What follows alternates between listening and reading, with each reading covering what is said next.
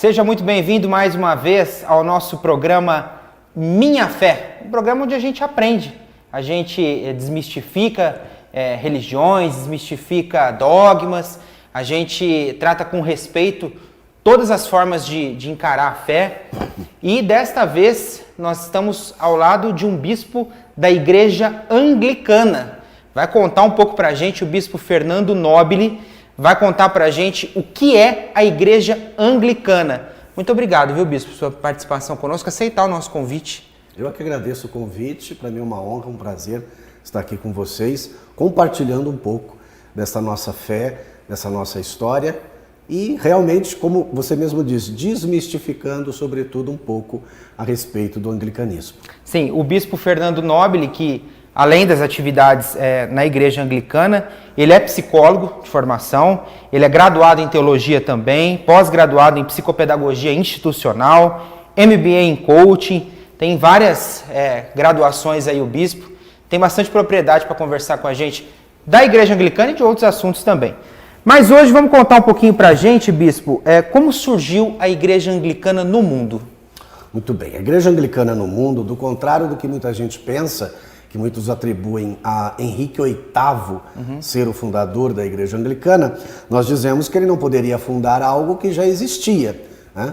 O cristianismo nas Ilhas Britânicas, ou na região da Anglia, como nós falamos, acredita-se que ele está lá desde a época que os apóstolos e os discípulos dos apóstolos começaram a anunciar. Alguns atribuem ao apóstolo Tiago ter ido evangelizar naquela região, outros atribuem a José de Arimateia, mas o que se sabe mesmo é que escravos fugidos e pessoas, por exemplo, militares, né, as grandes embarcações que iam até aquela região, já levaram o evangelho de Nosso Senhor Jesus Cristo naquela região.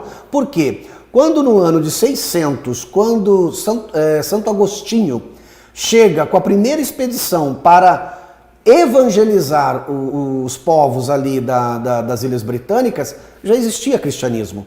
O que a gente chama de a Igreja Celta, que era uma igreja muito particular, era uma igreja que tinha toda uma mística própria, eles viviam em conventos, em monastérios, tinha uma espiritualidade muito reservada.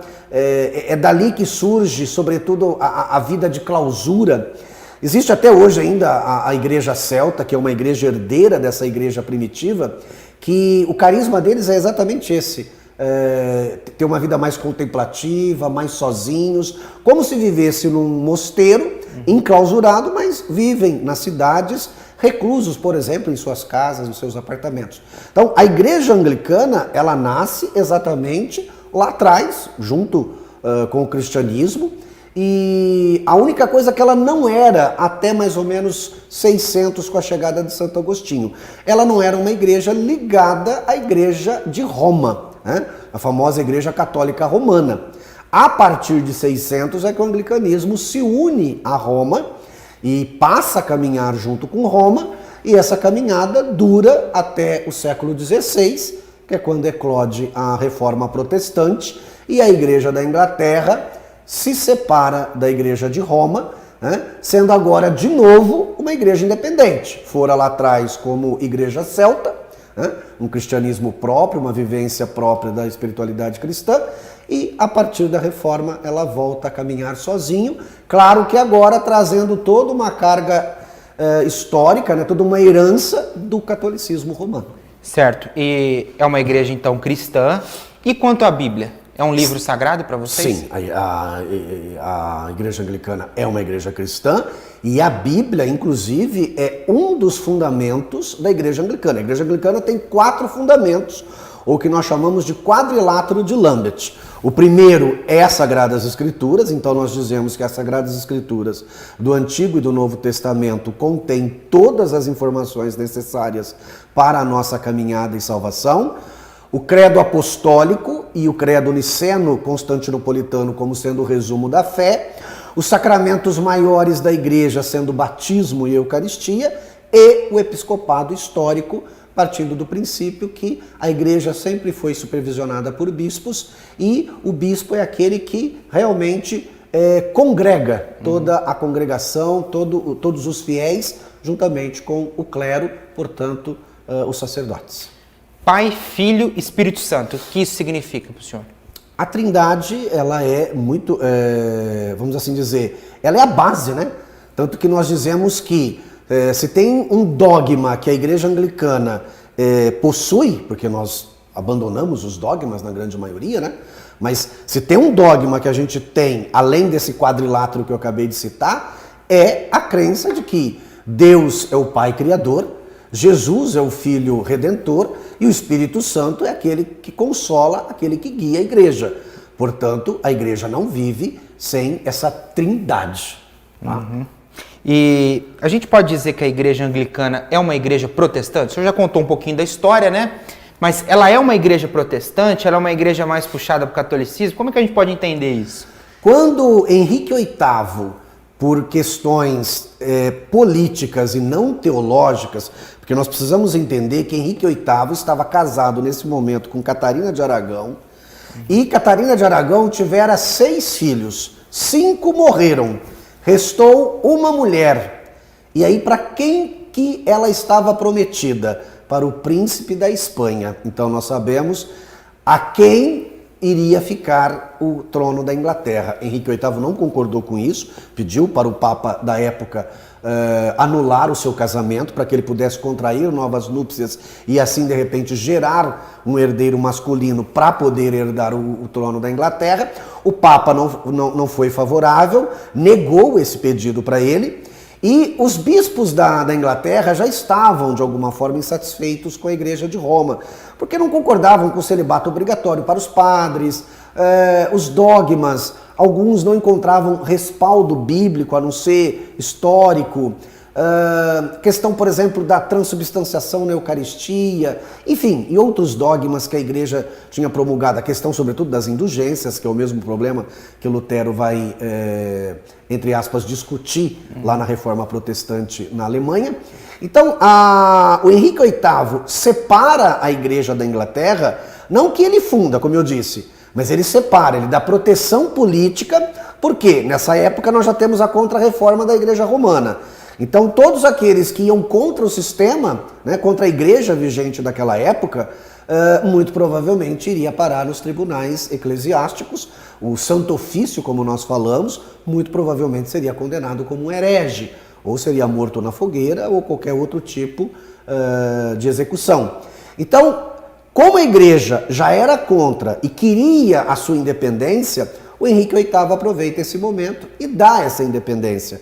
Então, o episcopado inglês, ele acolhe o pedido de Henrique VIII, anula o seu casamento, e aí a igreja começa a caminhar. Só que aí o que acontece?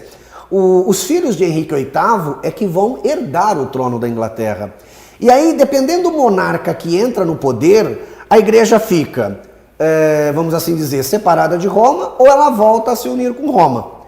Só que aí, quando nós temos a ascensão da Elizabeth I, a Elizabeth I faz uma coisa que até hoje a igreja conserva. Ela decreta o que nós chamamos de via média. Portanto, a igreja anglicana, ela é sim uma igreja católica, porém ela é uma igreja reformada. Ela se permitiu banhar-se pela reforma protestante. Então nós costumamos brincar assim, a igreja anglicana é a mais católica das protestantes e é a mais protestante dentro das católicas. Tá? Então nós não somos nem tanto a Roma e nem tanto a Genebra, que Genebra seria a capital do presbiterianismo, né? A visão de Calvino a respeito da igreja. Então nós não somos nem tanto calvinistas e nem tanto romanistas. Nós somos o que de melhor, a igreja indivisa, não a igreja romana, mas a igreja indivisa, porque a igreja romana ela só passa a ser romana quando há a reforma protestante. Até então era a igreja una, santa, católica e apostólica. A partir do momento da reforma, nós temos então o acréscimo aí dessa expressão romana. Por quê? Porque é a igreja que vem de Roma. Então a igreja anglicana é uma igreja protestante, mas ao mesmo tempo é a igreja católica, mas da Inglaterra e não de Roma. Assim como a igreja ortodoxa é a igreja católica, mas do Oriente e não do Ocidente. Tá, dentro do protestantismo, né, depois de tudo isso que o senhor já nos contextualizou, existem igrejas que a gente fala assim, essa igreja é luterana, essa igreja é calvinista, né? Como o senhor até citou, a presbiteriana, né? Como que a gente pode colocar a igreja anglicana nesse contexto? Se assemelha mais ao Lutero, mais ao calvinismo, a nenhum dos dois, fica no meio ali? Olha, de Lutero, eu não diria assim que nós nos aproximamos de Lutero. Talvez de Calvino, o sacramento eucarístico, né? A Eucaristia. Talvez a nossa visão seja mais calvinista mesmo. Por quê? Porque Calvino defendia a presença real de Cristo no sacramento. Então os elementos do pão e do vinho, quando consagrados, para nós não existe nem o mistério da transubstanciação e nem o mistério da consubstanciação. Consubstanciação está ligada a Lutero. Os luteranos acreditam que o sacramento está condicionado ao pão e o vinho.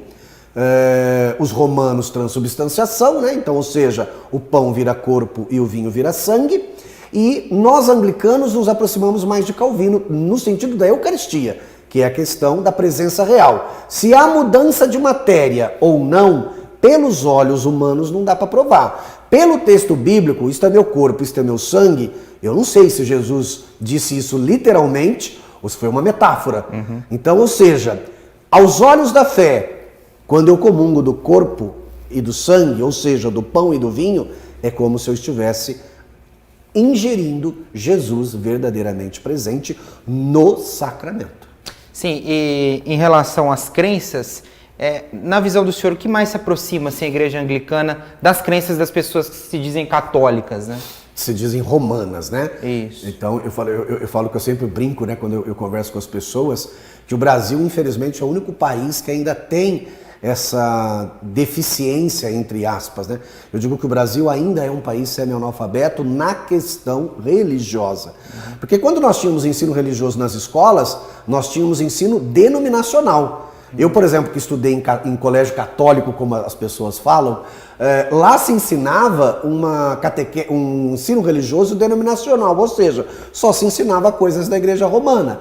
Quando nós falamos em ensino religioso, eu tenho que abarcar todas as religiões. Por exemplo, esse programa é um programa religioso. Por quê? Pelo que eu já vi aqui, você teve um budista, você teve um islâmico, embora...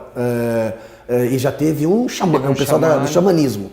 Então, ou seja, aqui sim estamos fazendo ensino religioso. Agora, quando eu escolho uma determinada fé e ensino como sendo ensino religioso, não temos ensino religioso.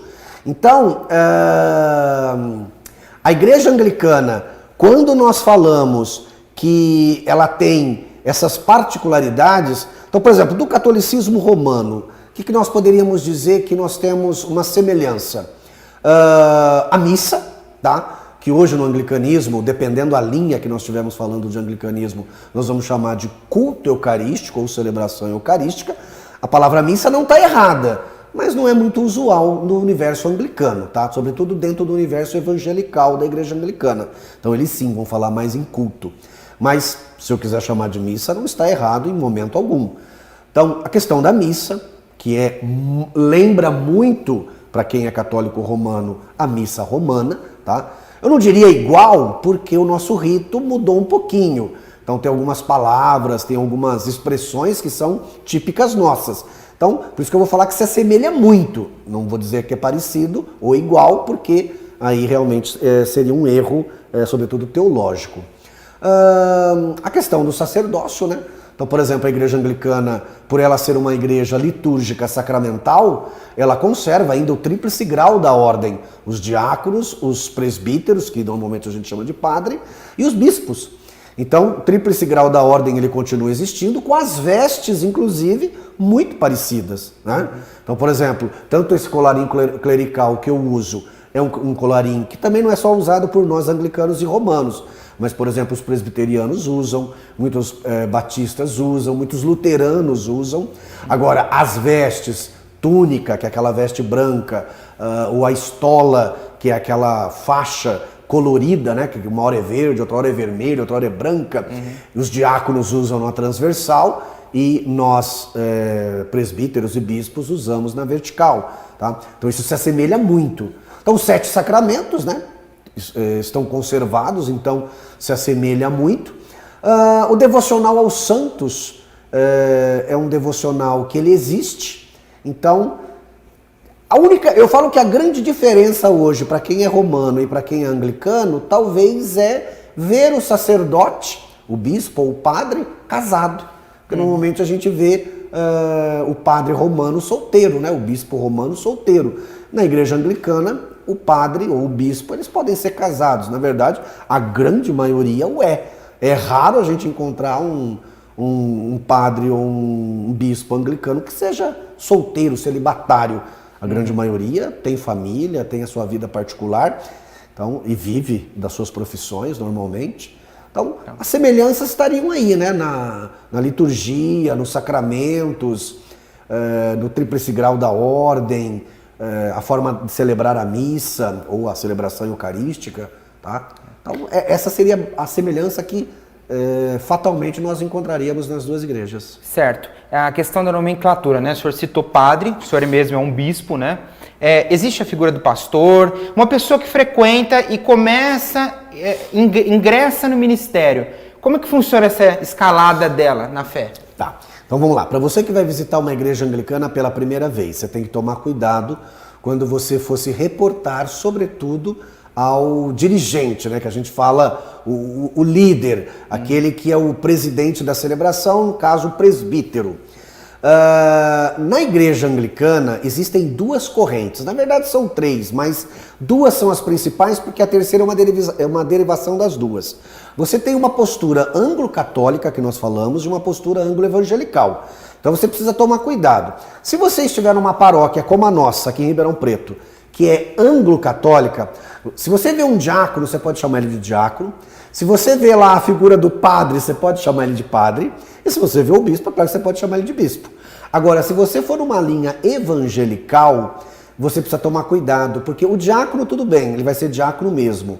O bispo vai ser bispo mesmo, mas o presbítero, que é o nome correto para esse grau da ordem, você não pode chamá-lo de padre, você tem que chamá-lo de pastor.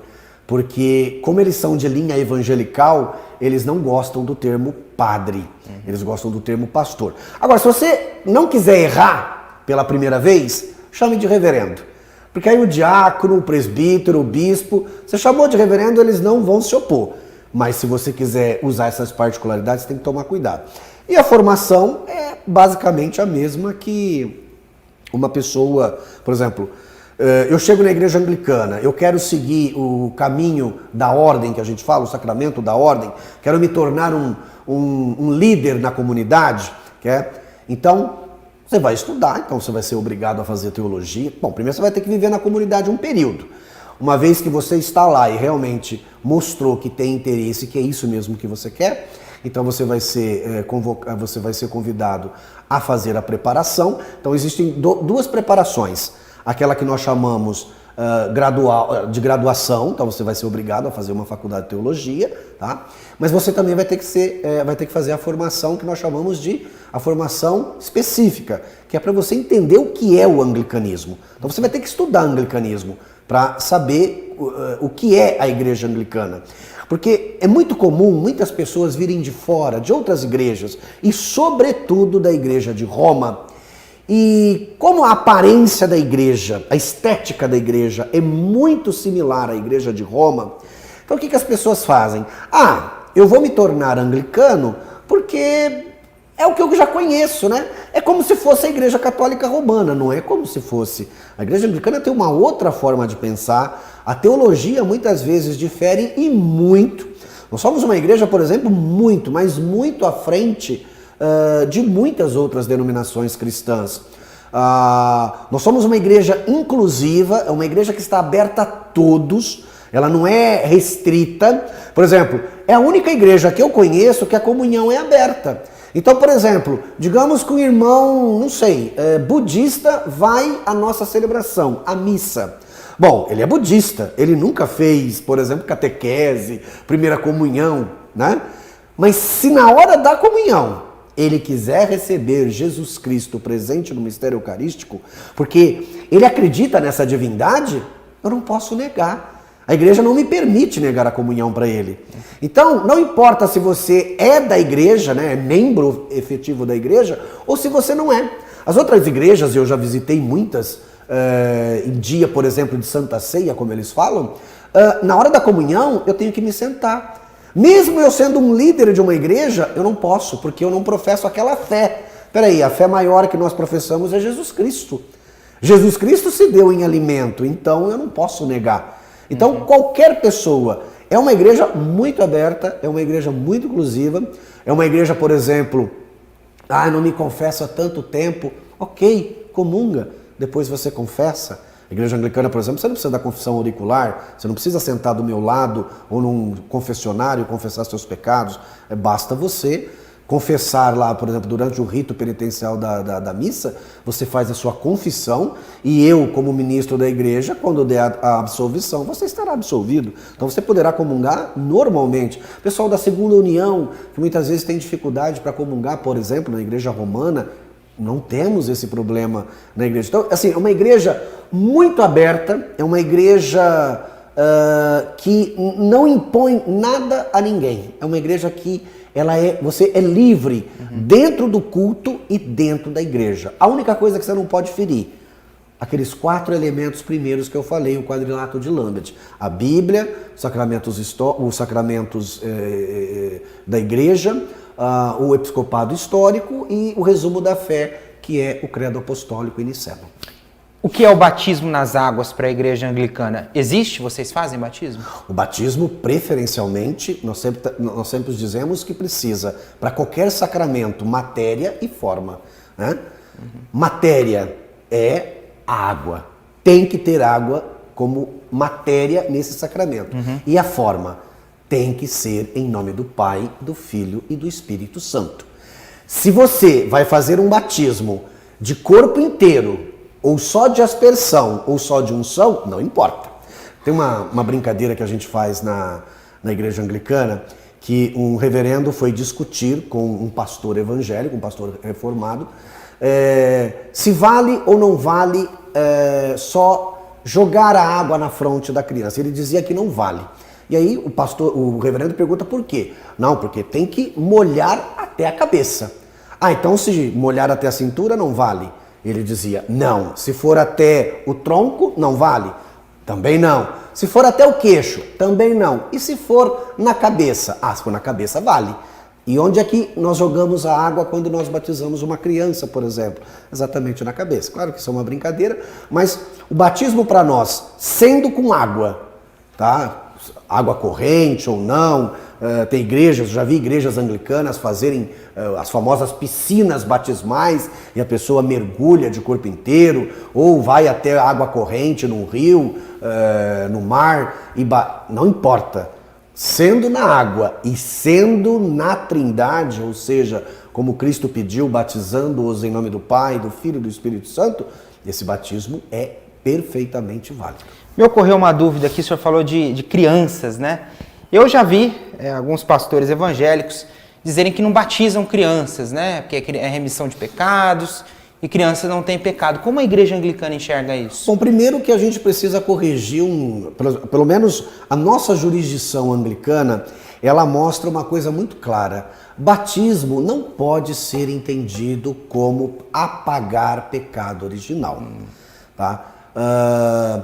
Existe toda uma doutrina, toda uma teologia que ensina que nós herdamos o pecado original dos nossos pais, Adão e Eva, tudo. Veja bem, o batismo hoje é um sacramento de iniciação, ou seja, de entrada na fé da igreja cristã. Então, como ele é um sacramento de entrada na vida da igreja, não importa se eu sou adulto ou se eu sou criança. Claro que se eu sou criança, eu não tenho consciência do que está acontecendo, dependendo da minha idade. Eu preciso que alguém responda isso por mim. Mas aí alguém vai dizer assim, mas o pai, a mãe, os padrinhos, não pode responder pela criança. Engraçado, né? Judicialmente, um pai, ou mas normalmente o pai, né? Ele não responde criminalmente pela criança. Se o filho comete um ato, comete uma infração muitas vezes o pai não vai ter que assumir essa responsabilidade.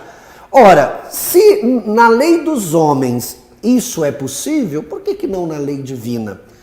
Então o batismo, como nós enxergamos que ele é apenas a entrada, ele garante a salvação, mas ele não é a salvação.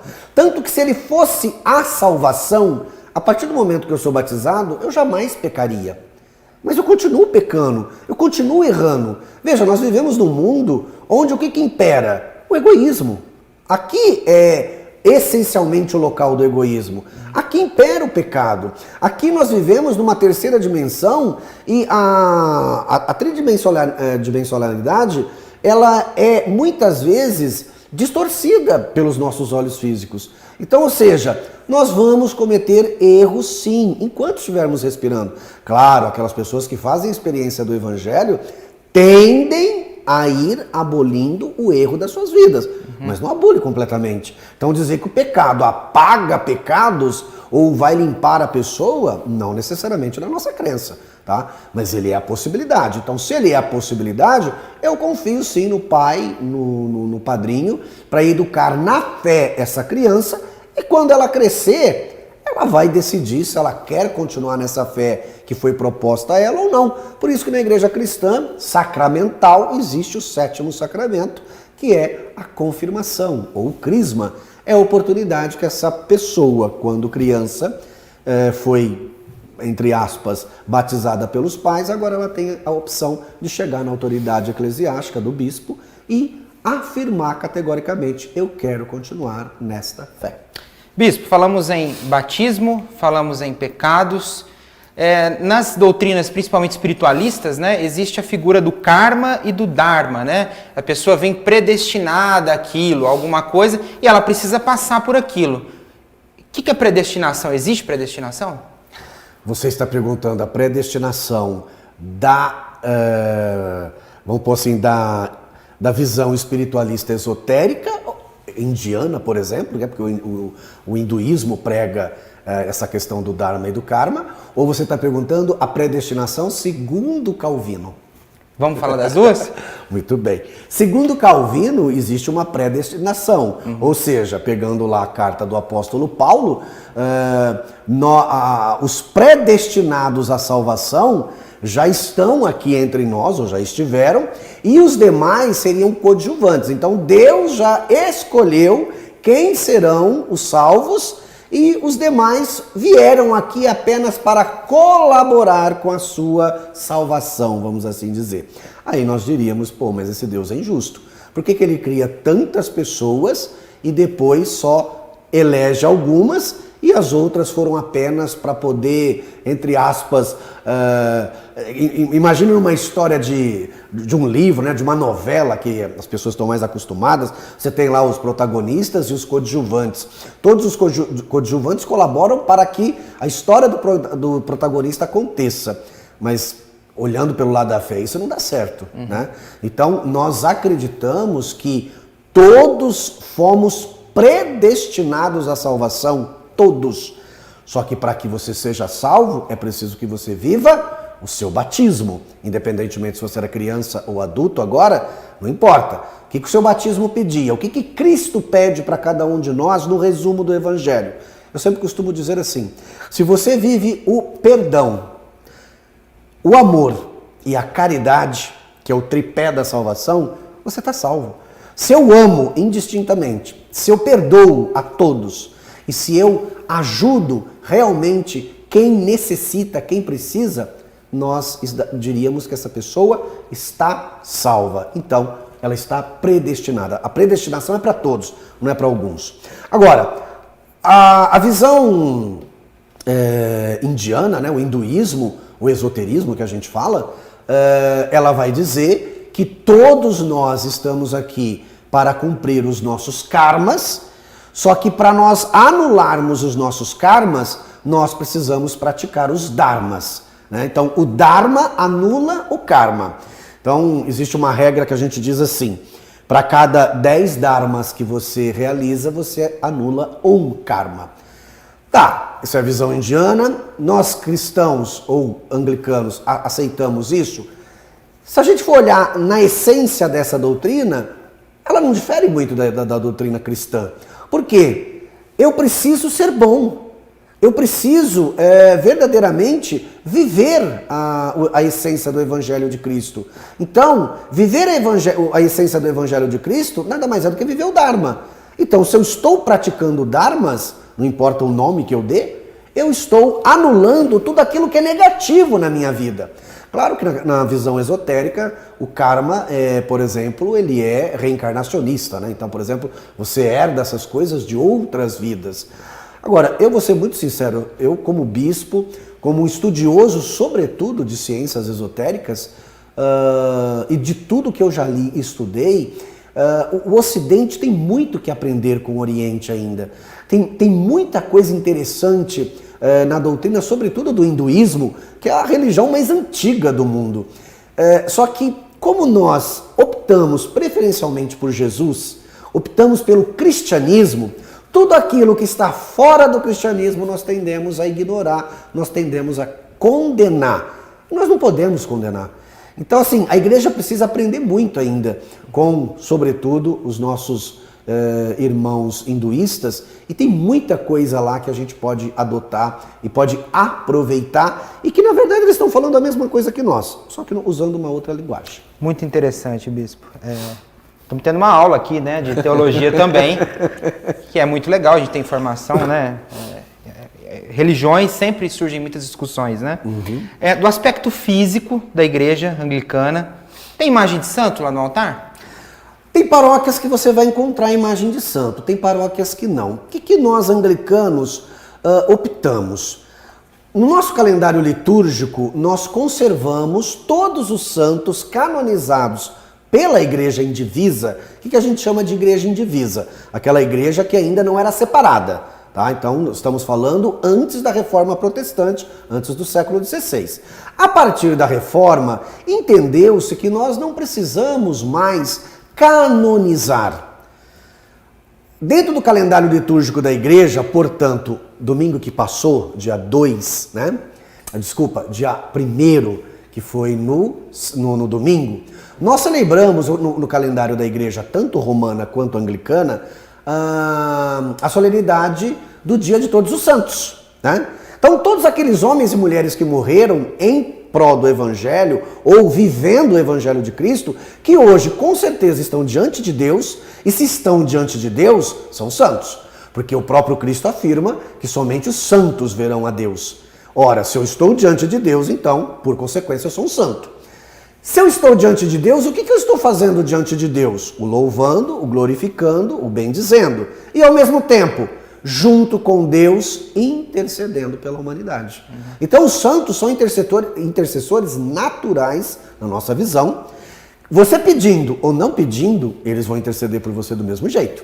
Então, até a separação com a Igreja de Roma, nós tínhamos todos os santos e ainda o temos no calendário. A partir daí não canonizamos mais. Então, por exemplo, se você for procurar no nosso calendário, não sei, Irmã Dulce, você não vai achar, João Paulo II, você não vai achar, porque são santos mais novos, né?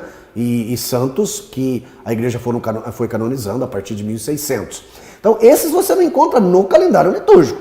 Mas posso, como anglicano, ter uma devoção, por exemplo, a São João Paulo II? Posso. Pessoalmente, sim. O que a igreja não faz, por exemplo, o que a gente chama de alarde. Então, no dia do santo, por exemplo, eu sou franciscano, pertenço à ordem franciscana, dentro da igreja anglicana, tenho meu devocional franciscano, mas no dia 4 de outubro, por exemplo, eu não vou fazer uma missa com a imagem de São Francisco, não vou colocá-lo no andor, não vou fazer procissão. Por quê? Porque nós entendemos que todo foco, vamos assim dizer, todo holofote, ele deve ir para Cristo. Ele é a única verdade para nós cristãos. Então, todo o alarde, entre aspas, é feito para Cristo. Os santos, nós pedimos, por exemplo, na oração que nós fazemos na coleta, na oração inicial da igreja, nós sempre pedimos assim, que nós tenhamos força de imitar na nossa vida aquilo que aquele santo em questão fez. Falamos sobre a vida dele, falamos sobre as realizações dele. Então assim, é proibido ter imagem nas paróquias? Proibido não é, mas algumas paróquias evitam para não ter aquele problema de você, por exemplo, ver a pessoa se ajoelhar diante da imagem, passar a mão na imagem, fazer o sinal da cruz. Então, lembra uma idolatria. Então, para evitar isso, pede-se para não pôr. Mas tem muita paróquia que você entra, vai ter imagem, não tem problema nenhum. Qual é a relação da Igreja Anglicana com o Papa? Nós vemos o Papa como uma figura, vamos assim dizer, espiritual, né? Nós não vemos o Papa como alguém que tem, entre aspas, a última palavra dentro da igreja, que chefia a igreja e que todos os seus decretos papais, todas as suas bulas têm que ser seguidas. Por exemplo, nós temos dentro do anglicanismo a nossa figura máxima, que é o arcebispo de Cantuária, mas nós vemos ele como uma figura espiritual, né? Aquilo que ele escreve, por exemplo, lá da Inglaterra, se eu entender que aqui na nossa comunidade eu preciso adotar, eu adoto. Se eu achar que isso não tem nada a ver conosco, eu não adoto. Então, a Igreja Anglicana, ela diz que as Sagradas Escrituras bastam. Aquilo que está na Sagrada Escritura, faz. Aquilo que não está, faculta-se. Por isso que a gente tem uma expressão assim, no essencial, igualdade. Então aquilo que é essencial tem que ter igualdade.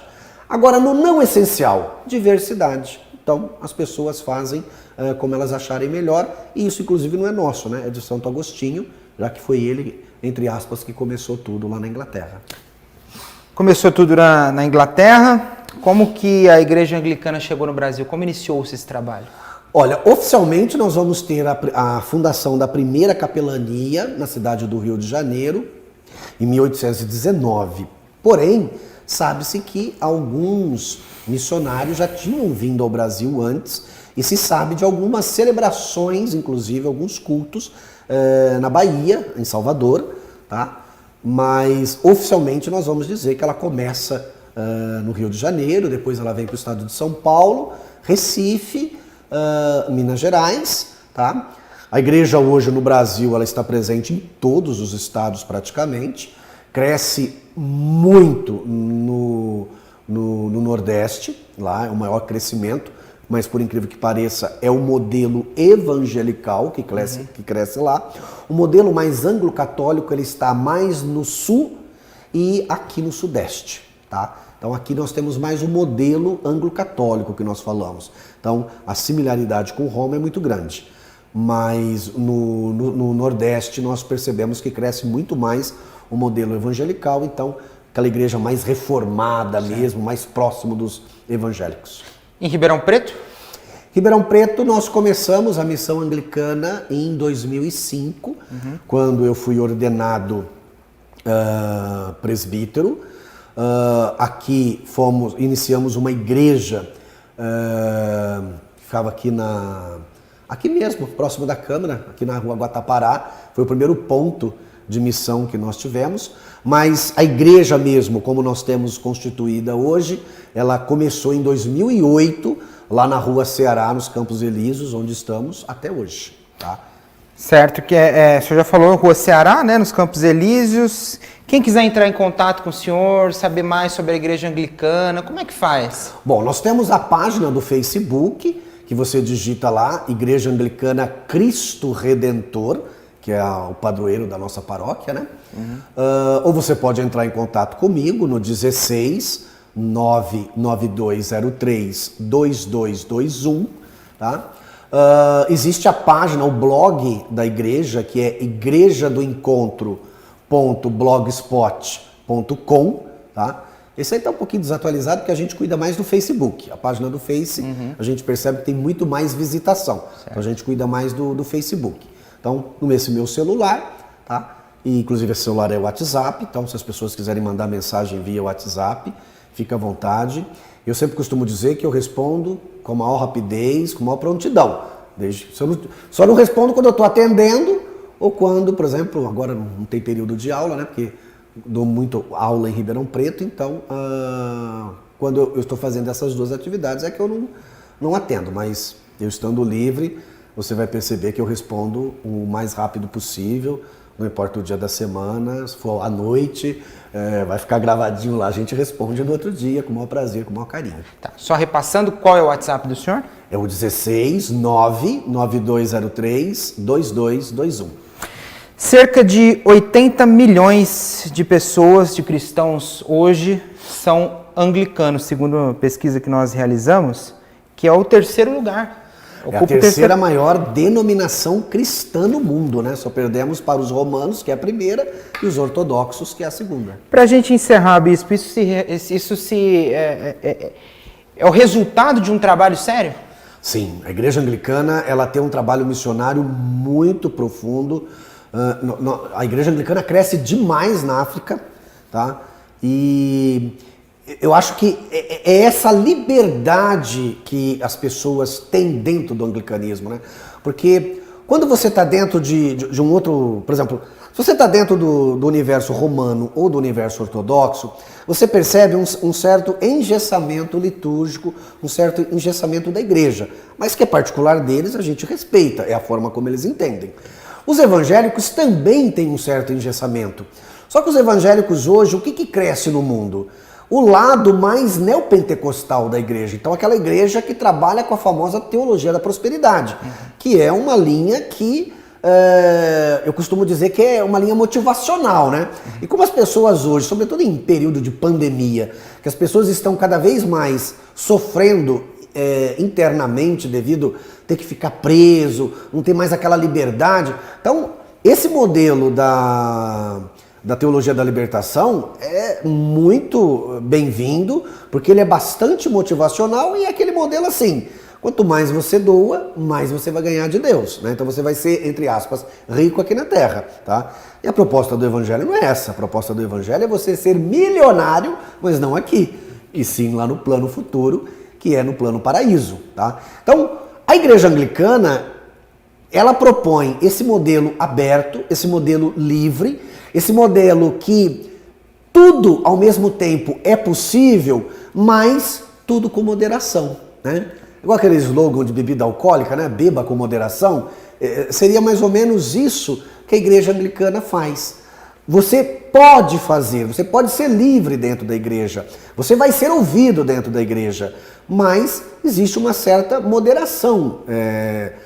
Tem que ter algum tipo de freio, né? E as pessoas, quando conhecem o anglicanismo, se apaixonam. Eu costumo brincar o seguinte: se o anglicanismo não existisse, eu talvez o inventaria. Porque eu não consigo hoje me ver dentro de uma outra igreja. Porque a liberdade que eu tenho, e não é nem porque eu sou, por exemplo, bispo hoje na igreja, mesmo quando eu era leigo dentro da igreja, você tem uma liberdade, você pode pensar da forma como você quer, você pode estudar o que você quer, você pode se aventurar dentro do que você quer. E a igreja anglicana te permite isso, né? Ok. Mais uma vez, muito obrigado, bispo Fernando. Eu que agradeço a oportunidade. Nós é que agradecemos. Eu estive ao lado do bispo Fernando Nobile, ele que é da igreja anglicana aqui de Ribeirão Preto. Durante o programa falamos, ele citou até o budismo, o bispo citou hinduísmo, igreja católica romana, igreja evangélica. A sua fé, o que mais importa é o respeito. Cada um tem a sua fé, cada um tem o seu modo de pensar, mas o que nós não podemos deixar de lado é o respeito, é a consideração pela opinião alheia, é não tentar forçar nada. O que importa é cada um se respeitar, e o que mais Cristo propagou foi o amor, né, bispo? Com certeza. É isso. Muito obrigado por sua presença. Tchau, tchau. Tchau, tchau.